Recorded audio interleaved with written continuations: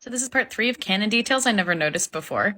So the first main thing is that I paused to try to read Steve's college admission essay that he's trying to write, and there's some very cute little details in it. So the first is just, it's interesting because Nancy says that he's writing about the basketball game against Northern, but on the page it actually says Northwestern, which I wonder, it's written in like a boy's handwriting. I kind of wonder if Joe Keery wrote it and wrote Northwestern, because I know that he's lived in Chicago for a while, so I thought that would be a kind of cute detail. And in general, I agree with Nancy that it's not the best as a college admission essay, perhaps, but it actually is pretty good at drawing parallels between his life and his grandfather's, whose name is Otis. By the way, you can see it further down on the page. It's Otis Harrington, which I thought was cute. And I get that it is very funny that he says that he's writing about his grandfather's and his experience as being similar because they both won.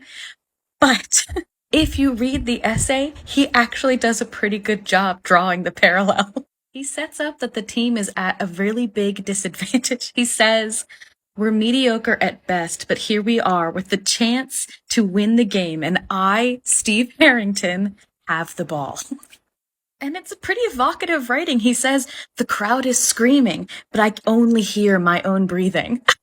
And it is a little overblown that he then says, "At this moment, I knew exactly how my grandfather felt 39 years ago at Iwo Jima," but I believe Steve believes that. And I also think it's interesting to think about the fact that he writes about basketball and excelling there and taking it really seriously.